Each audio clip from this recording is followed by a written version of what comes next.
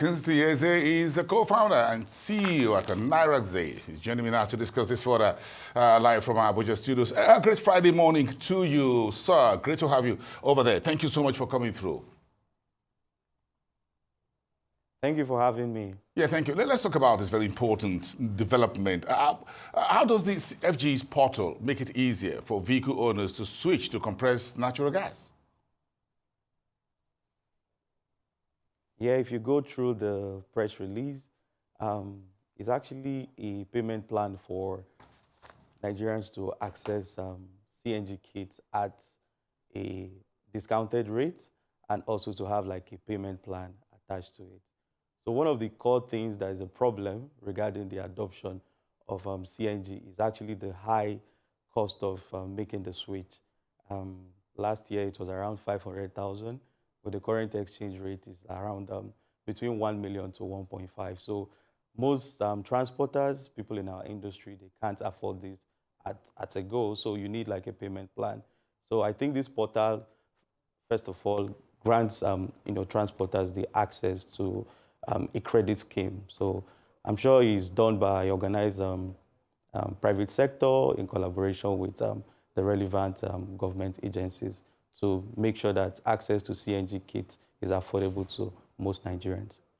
So what further incentives do you think Nigerians really need to encourage more conversions to CNG, by the way?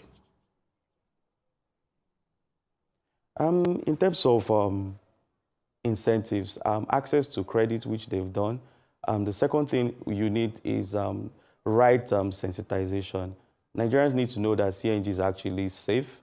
CNG is made up of methane gas compressed at a very high pressure point.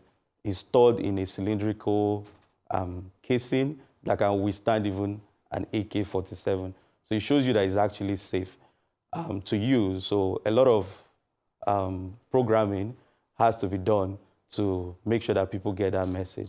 Second thing is access to the technical know-how regarding how you can safely convert vehicles, because obviously it's a safe technology, but it's like a double-edged sword. If you don't do it properly or you don't have the right technicians, that's where you can encounter some problems. So access to skill acquisition for the technicians that would go ahead to convert most of these vehicles.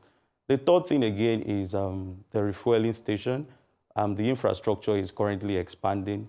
We saw NNPC launch their new stations here in Abuja, and we saw like some other private players like Greenville, NIPCO, Bovas, and the rest of it.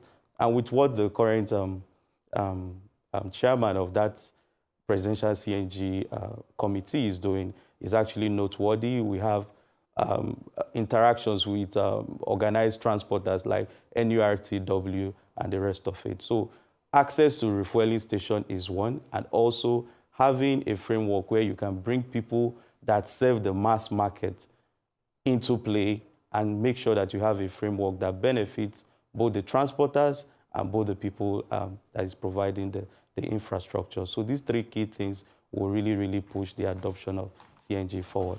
So in your opinion, we're pushing for adoption, we're asking everybody to on board, but we haven't really solved this infrastructure.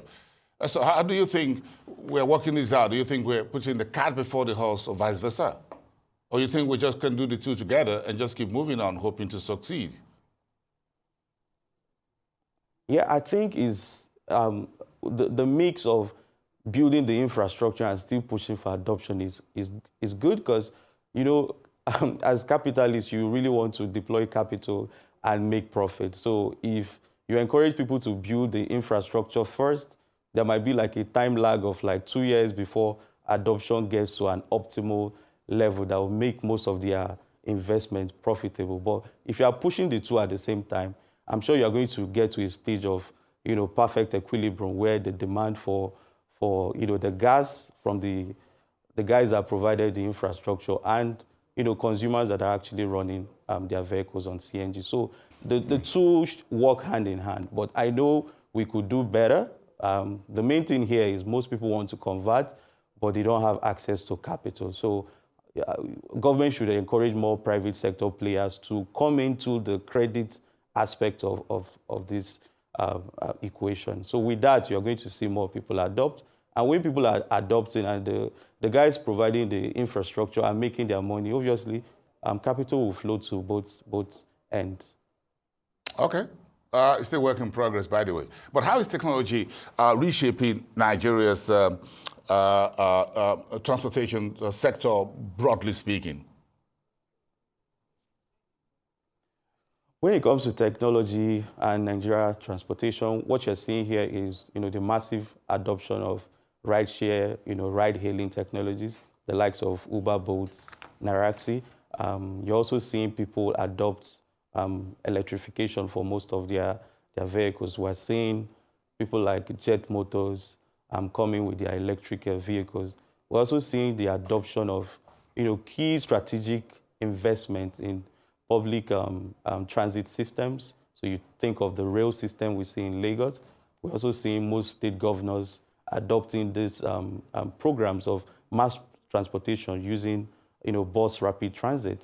So I believe these three key aspects of having strategic investment in public transit systems is what will, push the boundaries of technology forward in Nigeria. So let's talk about tech innovations driving cleaner mobility solutions. Do you think we can do a whole lot more beyond CNG? What more can we do to have a more cleaner, better footprint as far as the climate is concerned in terms of what we use in the area of in the field of transportation?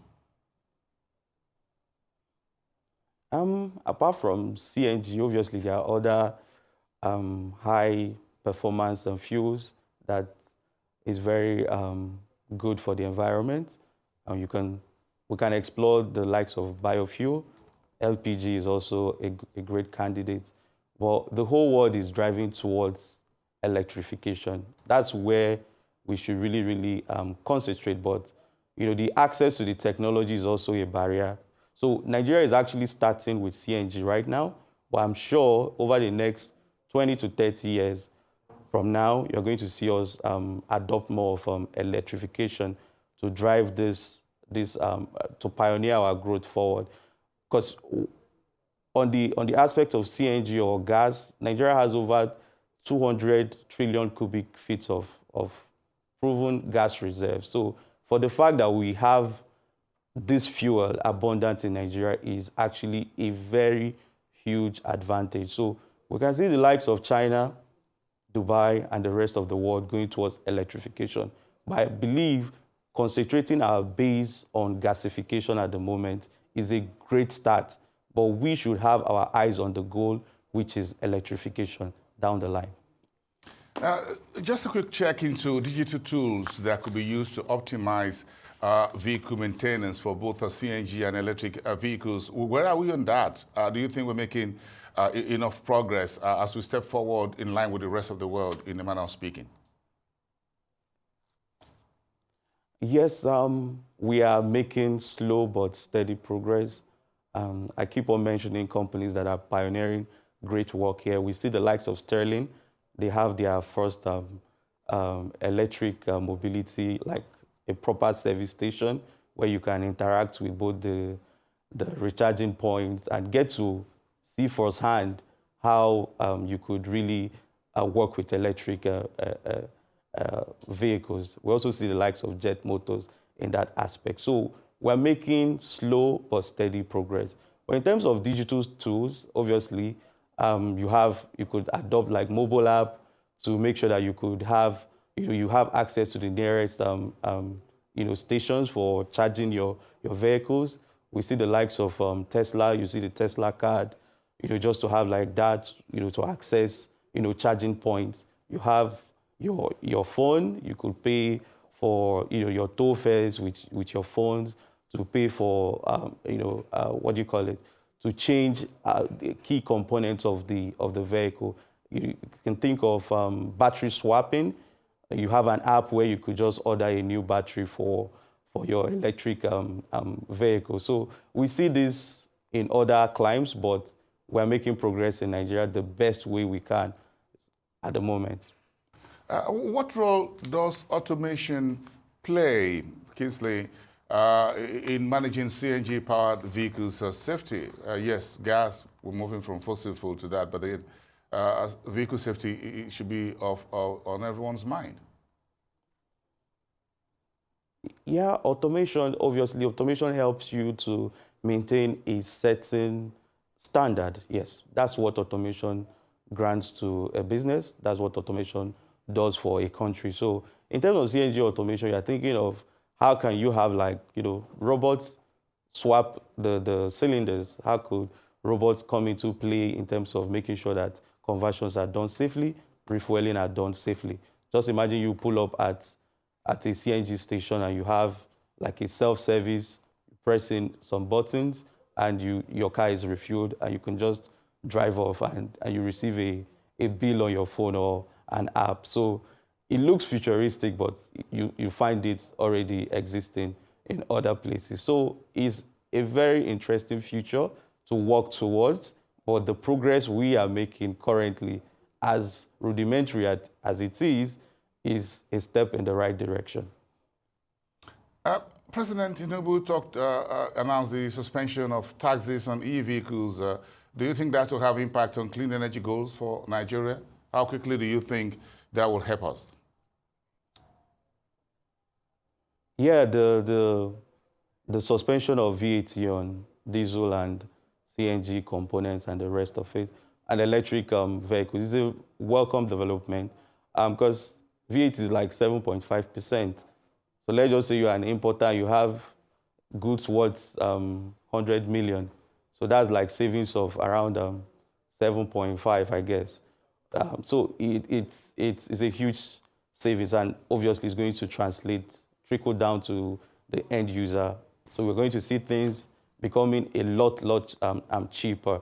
So that's what this does, and also is going to also encourage more people to import more of these components. And also, if possible, if they can even waive 100% the duty, tariff, and the rest of it, that will also go a long way. But starting with the VAT, 7.5% is a step in the right direction, and it will translate to lower prices for the end user. I share a lot of your optimism this morning. Kingsley is a co-founder and CEO at Arise. Thank you so much for sharing your early Friday with us here on Arise News. Thank you so much.